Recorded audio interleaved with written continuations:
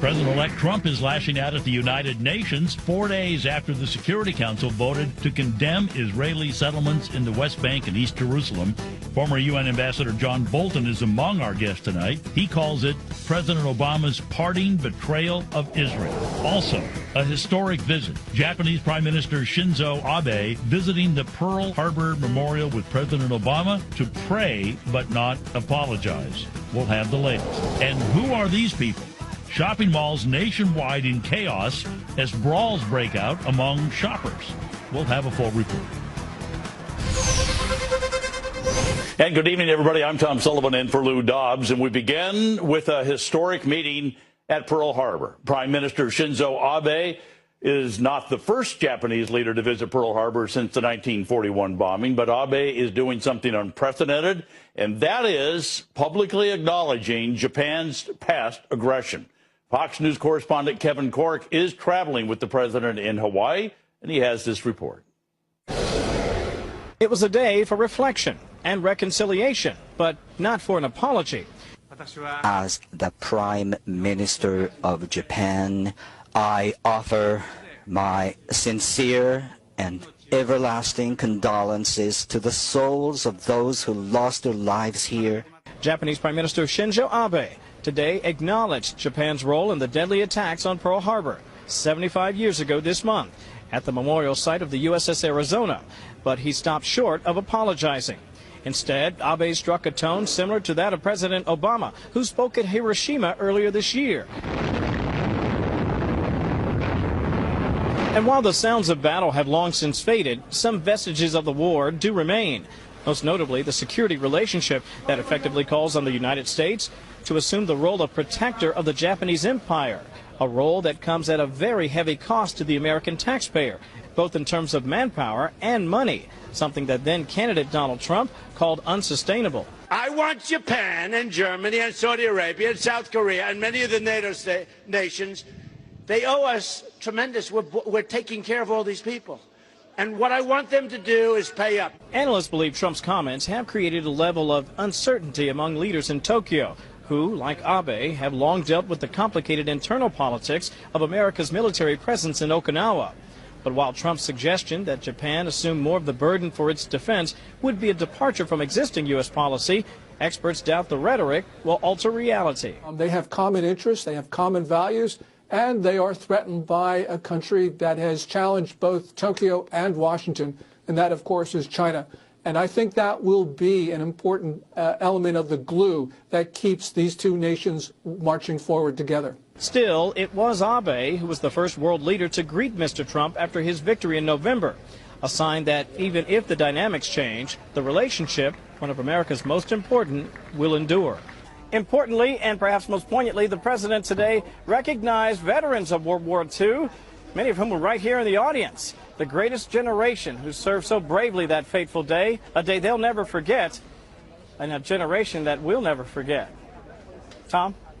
I'll never forget. Thank you, Kevin Corke. Meantime, growing fallout tonight over a United Nations resolution declaring Israeli settlements illegal. Secretary of State John Kerry is set to address the Middle East peace process tomorrow. His speech comes as Israel accuses the Obama administration of orchestrating the vote. We have rather ironclad information from sources in both the Arab world and internationally that this was a deliberate push by the United States, and in fact they helped create the resolution in the first place. While Israel already is reducing ties with countries who supported the anti-Israeli resolution, which Prime Minister Benjamin Netanyahu called a, quote, shameful ambush, President-elect Trump slamming the United Nations over the vote, tweeting, and I quote, the United Nations has such great potential, but right now it is just a club for people to get together, talk, have a good time. So sad.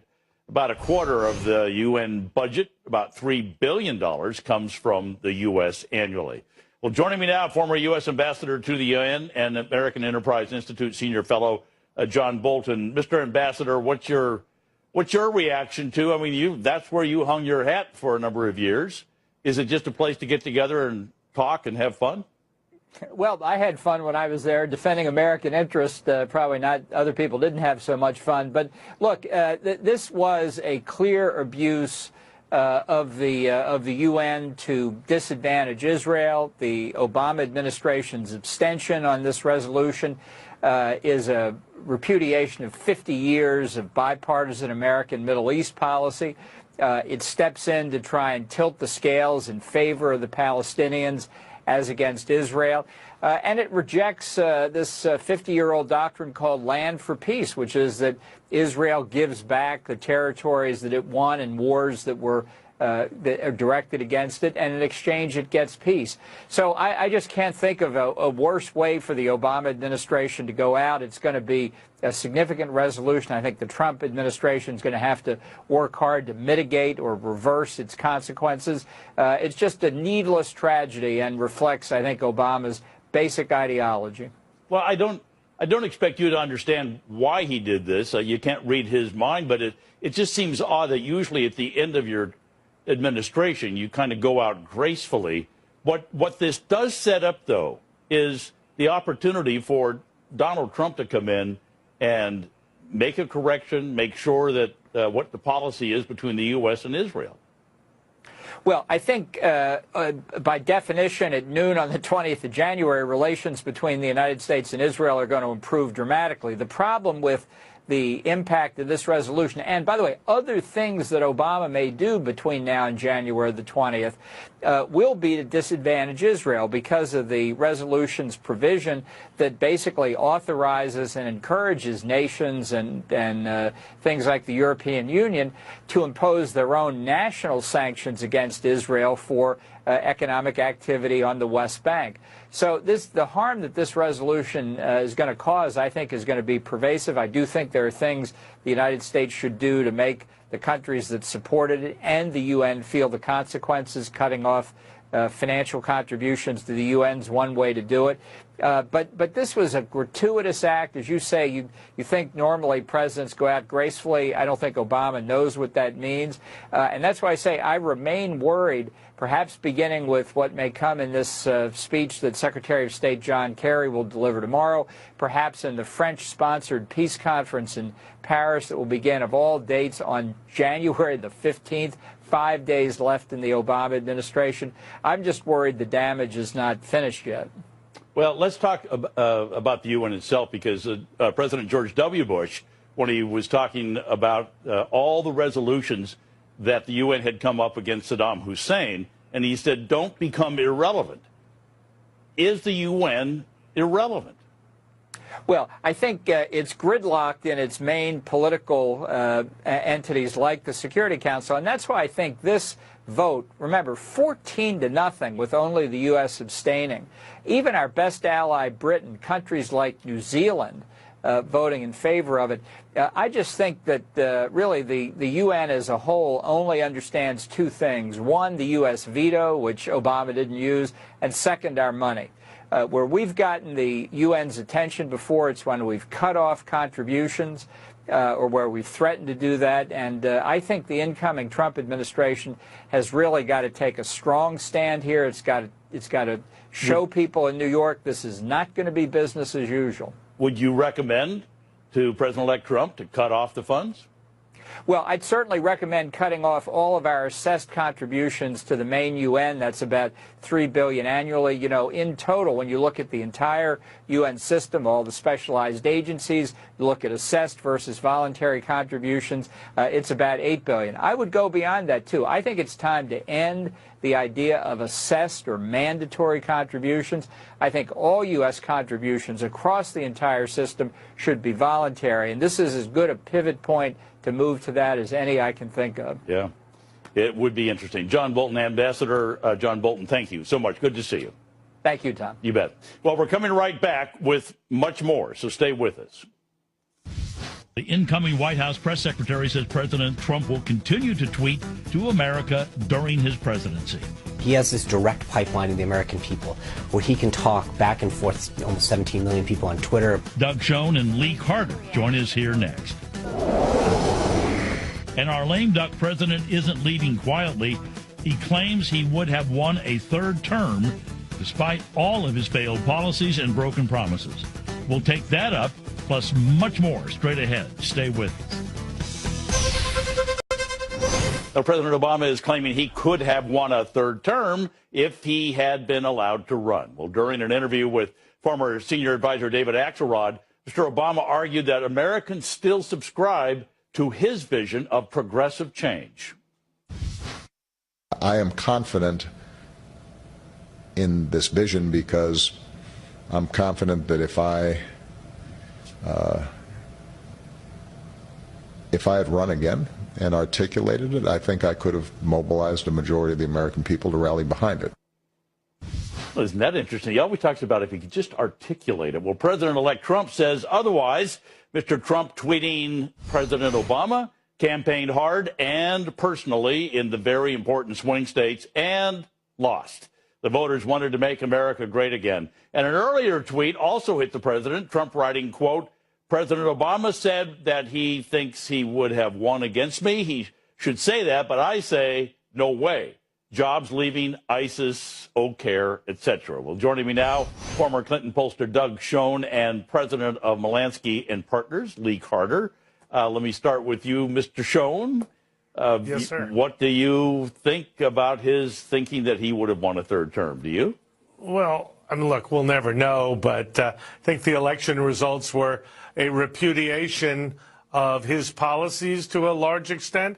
A majority of the electorate said they wanted to go in a different direction, and indeed did go in a different direction. He himself had said that Hillary would effectively provide a third term for the Obama administration, and equally clearly the electorate rejected that notion. So I'm not entirely sure that the President of the United States is correct. Yeah.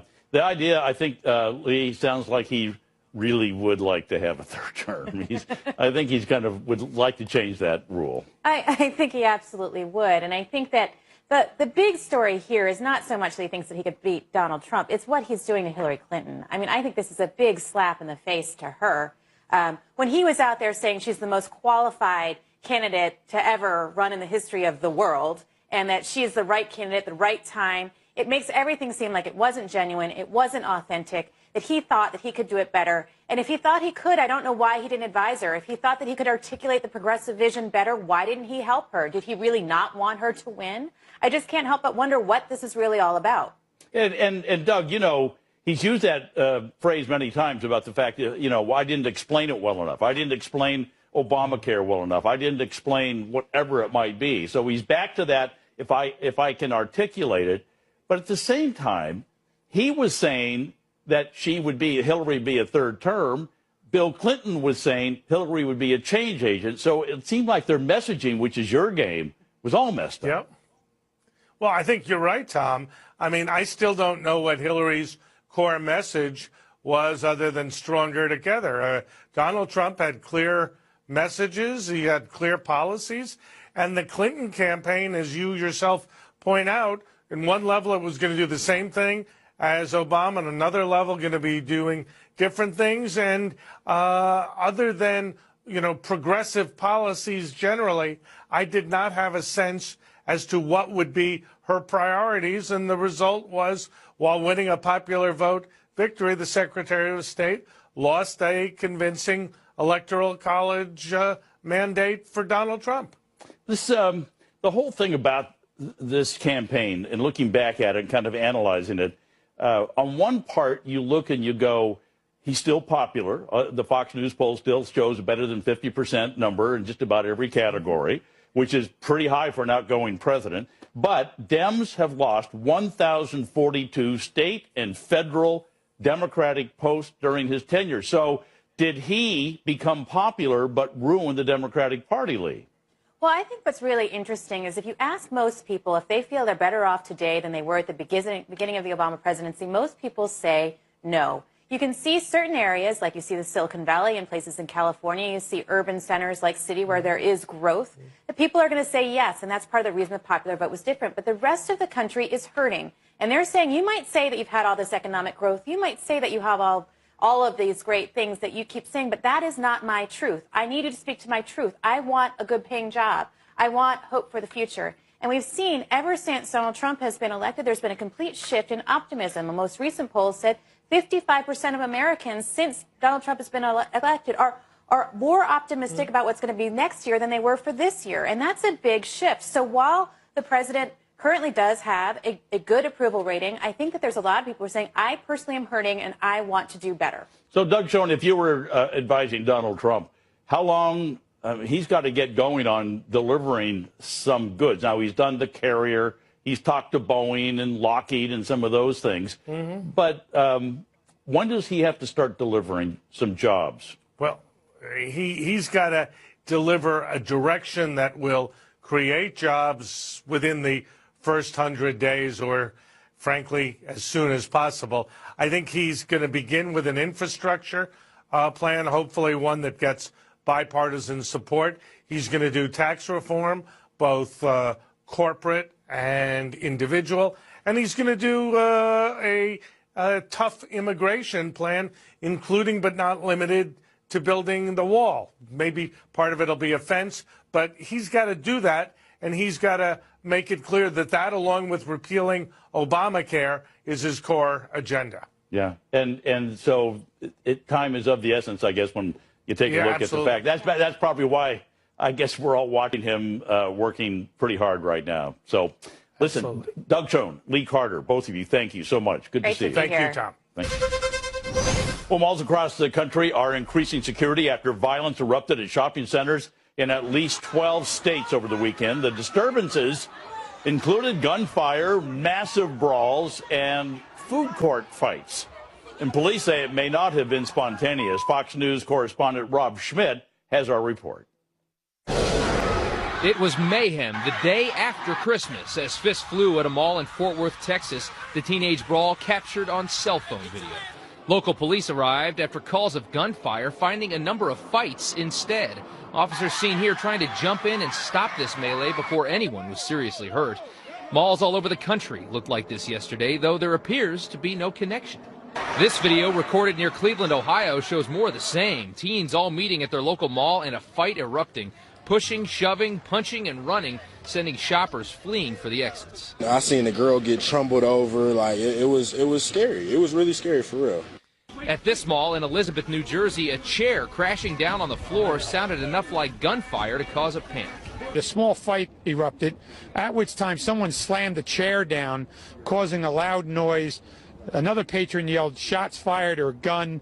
At that time, pandemonium happened. Around 8 people were hurt there. People screaming "shots fired" at a mall on New York's Long Island caused panic as well. The Fox Valley Mall in Aurora, Illinois was evacuated after fights broke out in a crowd of about 1,000 people. A police sergeant was punched in the face. 8 juveniles have been charged.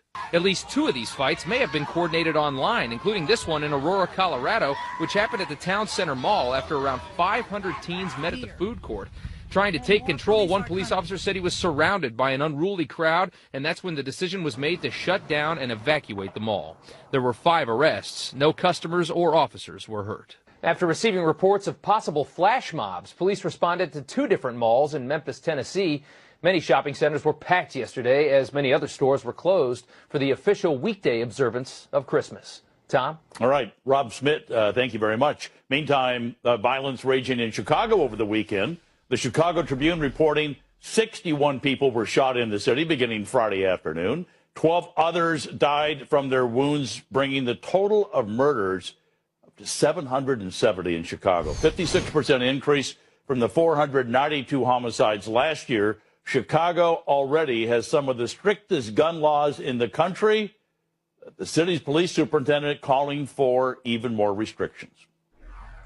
While this is the sickening reality, it shows yet again that our penalties for carrying and using guns here in Chicago are just not an effective deterrent against repeat gun offenders. While we have promising leads, this unacceptable level of violence demonstrates the clear and present need for policymakers to convene in January and give Chicago the gun sentencing tools against repeat gun offenders so that we can begin to change this narrative. Well, police are blaming most of the violence on gang conflicts, but whatever they're doing, it's getting worse. We're coming right back with much more. Stay with us. The president-elect slams the biased media for its failure to report on his charity's generous work. The Donald J. Trump Foundation raised millions, so why can't the media call it straight? Randy Evans and Rachel Campos Duffy join me next. And this skier about to go for a ride in a winter wonderland, but with a dark twist. We'll show you the video of his incredible, daring ride next. Stay with us. We're coming right back. Well, President-elect Donald Trump defending his foundation on Twitter last night and blasting the media, tweeting, quote, I gave millions of dollars to the DJT Foundation, raised or received millions more, all of which is given to charity, and media won't report it. Then he added the DJT Foundation, unlike most foundations, never paid fees, rent, salaries, or any expenses. 100% of the money goes to wonderful charities. Mr. Trump announced over the weekend that he will shut down the Trump Foundation to dispel concerns about conflicts of interest. But today, New York's leftist, and I mean really leftist, Attorney General Eric Schneiderman said the charitable foundation cannot legally dissolve until his investigation of whether Trump personally benefited from the foundation is complete. Well, joining me now, former senior advisor to the Newt Gingrich campaign, Randy Evans, and Fox News contributor Rachel Campos Duffy. Rachel, let's start with you. Eric Schneiderman says, no, you can't shut it down. This is obviously a line of attack for Schneiderman, who is a hyper-partisan Democrat. Sure, it smells of partisanship, but if there is criminal activity, it needs to be investigated, and so it should remain open until they close that investigation. That said, listen, Donald Trump is right to close this down. He needs to concentrate on the presidency. Right at this point in our nation's history, the best charity that Donald Trump can do is to bring back jobs and to get this economy started. So I hope it does get resolved and that they can close it down so he can concentrate on what the American people have hired him to do. Yeah, but Randy, I got a sneaking feeling that Schneiderman's not going to let this thing go for as long as he can keep some sort of punching bag going. It gives him something to do, keeps his name in the press. And Schneiderman, oh my gosh, he sends out emails every day to the media about how wonderful he is. I'm not exaggerating. Well, I mean, this is the kind of political gamemanship that Donald Trump ran against. It's not surprising that the first thing he encounters is more political gamemanship. This is that old thing of heads I win, tails you lose. In other words, if Trump keeps it open, oh, he's now got conflicts of interest. If he tries to close it, he's trying to cut off an investigation. It was a no-win proposition. This is just political gamesmanship, but we've got to put an end to that kind of gamesmanship if we really want to start to solve problems. Well, I personally don't think this thing's going to end for a while. I think he's going to keep it going. I guess all Donald Trump, though, go back to this, Rachel, all he has to do is really just say, out of business, not accepting any more donations, not giving any more donations. Let the accountants and lawyers just kind of work out the paperwork. It seems more technical than anything else at this point. Sure, and listen, Donald Trump has dealt with many lawsuits. He knows how to handle this kind of stuff, and I tell you, he's smart to try and shut it down because he has a big job in front of him. This guy looks like, it looks like partisanship, and I think it will get exposed as being that the more he sort of pounds it out, especially as you mentioned, as long as no money is coming in and they're not doing anything, it looks like he's just investigating an empty shell. Yeah. Schneiderman's just trying to get his name out there, which he's doing a good job of. I think he wants to run for governor someday or something. He's got a political future. Let's go on to the visit at Pearl Harbor today between President Obama and the Prime Minister of Japan. Randy, what was your take on that? Well, I thought it was an important step. I thought it was great to anytime we're honoring troops who've served our country and died. And I thought it was great for the Japanese Prime Minister to come over to reassure and to establish a kind of close ties. But the thing that worried me the most was, it wasn't what President Obama and the Prime Minister of Japan was doing. It's what President Obama's been saying, which is literally he's showing what happens whenever you're on the losing side. It's one thing to judge somebody when you're winning. It's a much different thing to look at what happens whenever you lose. And he's really been a sore loser in this last 2 or 3 weeks. And Rachel, I've got to admit, I don't know why, because everybody is praising the fact that the Prime Minister of Japan was there. It just just bothers me. I don't know why. Does it you? You know, it didn't bother me. I took this as a really great opportunity for me to sort of revisit this with my own kids. I have 8 children. Many of our veterans from that war are dead, are dying. This is sort of a really interesting moment in history for us to be able to revisit that with our children, teach them those lessons from that important war. And again, I didn't take anything from that. All right. I think I'm the only one kind of walking around grumpy about it. Randy, let me ask you real quick before we run out of time, though. Third term for President Obama, would he have been able to do it? Well, I don't know. Could the Kansas City Royals have stopped the Chicago Cubs this year? They'd had another chance? No. It just shows how out of touch he is with the political realities of the day. He doesn't understand that his policies have been overwhelmingly repudiated by the American people. And until he accepts that, he's going to be kind of delusional, thinking, oh, I could have won if I just, it's all about me. If I could have been on the ballot, we would have won a third term. Just not true. Not where the American people are today. If he only could have articulated it better. That was his reason for it. Randy Evans, Rachel Campos Duffy, I hope we articulated this well. Thank you both very much. Thank you. Thank you. Well, be sure to vote in tonight's poll. Should the U.S. cut off the $3 billion that we give every year to the United Nations, especially after it voted to censure Israel? Cast your vote on Twitter @LouDobbs. Well, as we reported earlier, President Obama believes the American people would have rallied behind his message if he had been able to seek a third term against Donald Trump. But over the past 8 years, the American voter has been rejecting Mr. Obama and the left. Listen to this. Under President Obama, the Democratic Party has lost 63 House seats and 10 Senate seats. Republicans, meanwhile, have gained over 900 seats in state legislatures nationwide, along with 12 governorships, making 2/3 of the nation's governors Republican. Joining me now, national spokesman for the Congress on Racial Equality and conservative commentator Niger Innis. Niger, listen, you're already laughing. Listen, this is pretty shocking about how decimated the Democrats have become. I mean, I kind of blamed it on Hillary Clinton wasn't a good candidate, but it's obviously deeper when you start looking at all these numbers nationwide. And the thing is, it's not just on the federal level. As you said, it's on the state level with the number of state legislative seats that have gone Republican, the number of governorships that are controlled by the Republican Party, I believe over 30, I think it's 33 to be exact. It's been a real wipeout for the Democratic Party, and it is in weaker shape now than it has been since the Great Depression in the 1920s. Yeah. Is it the old, because remember, a lot of people forget that Barack Obama, when he was a senator, a lot of people said this is probably the most liberal guy running for office in a long, long time. He's not just a little bit left. He's way left. Is it his fault that the Democrats have been so decimated, his messaging?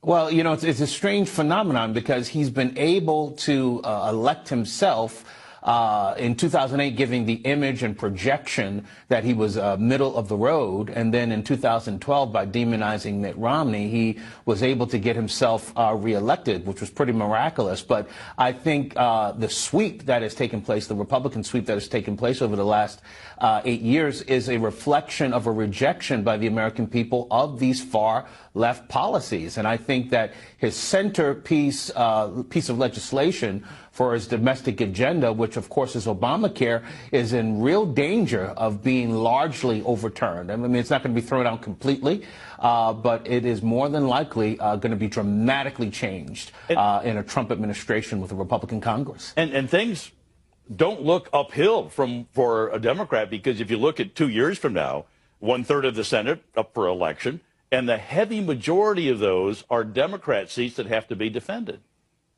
And they're Democrat states where Donald Trump either won or did extremely well. So the vulnerability continues. I think the worst aspect of the post-Obama years is the fact that the Democrat Party is not doing what is needed, which is its own self-autopsy, a real examination of the policies that they're making that are not striking a chord with the American people, and a desire to bring in, a younger, more vibrant bench that's more in tune with the American people. But if you look at the leadership of the party in the House of Representatives, I believe somebody did an adding up of the ages of all those in the House of Representatives leadership, and it was like over 232 years. That is not a reflection of a party that's doing a real self-examination and deciding to try to become a little bit more of a center-left party as opposed to far-left party, which is currently the state of the party. The center-left was where Bill Clinton tried to sit and was very successful doing that. But to your point, did you hear what Harry Reid said about he says, if you look at the leadership, it looks like an old folks' home. It's true. That might be the one thing that I agree with my senator, or outgoing Senator Harry Reid. Yeah, but here's the other problem. I mean, what you talk about is the fact that they had a chance at getting a young guy, a congressman from Ohio, who was running against Nancy Pelosi. I don't know, 40-year-old guy, something like that. He was young enough to be the sons of some of those leaders out there, and yet the Democrats in the House rejected him overwhelmingly. It wasn't just his age, but the congressman from Ohio also represented the Rust Belt region of the country. He represented a lot of working class Americans, whites in particular, but working class Americans across the board, that the Democrat Party failed to attract in this election cycle. So he would have been a refreshing change, a hopeful change. Folks like I believe her name is Tulsi out of Hawaii. Right. I mean, there are a number of more centrist-oriented Democrats that are out there, but they're not coming into leadership, and they're not being recognized by leadership. But if I just say, as we close the segment, one of the tragedies of the Obama years that is left undone is the killing fields that is taking place. It has been taking place over the last several years, but has gotten particularly bad over the last couple of years, and that is in Chicago. In one district in Chicago, the 11th district in Chicago, you had over 91 killings in 2016. That is more than most medium-sized cities. Yeah. That rate is up from 90% from a disastrous record-breaking murder rate of the year before. And that is a particular tragedy with this president that came into political office after being a community organizer. He had his man, his former chief of staff, Rahm Emanuel, as mayor for the lion's share of his 8 years in office. And yet he's leaving office with, of course, he adopted the city of Chicago. That became his home city after leaving Hawaii. And the biggest tragedy, and I don't say this with partisan joy, I say this as a black man that feels this is a real tragedy for the American people, that this killing field has not gotten better. In fact, it's gotten precipitously worse over the last 8 years. You're not alone. Niger Ennis, great to meet you. Nice to talk to you. Thank you, Niger. Happy New Year. Same to you. All right, up next, critics blasting the United Nations after it voted to censor Israel for settlement building. Arkansas Governor Mike Huckabee says the whole UN headquarters in Manhattan must go. I think we ought to get jackhammers, and we ought to jackhammer the whole thing off, float it into the East River, ask anybody who would like to host it to come pick it up, haul it off, and it'll be a lot easier to park in Manhattan after we get rid of it. Parking solution. Leslie Marshall, Brad Blakeman, they weigh in on that and much more when we come back. Stay with us.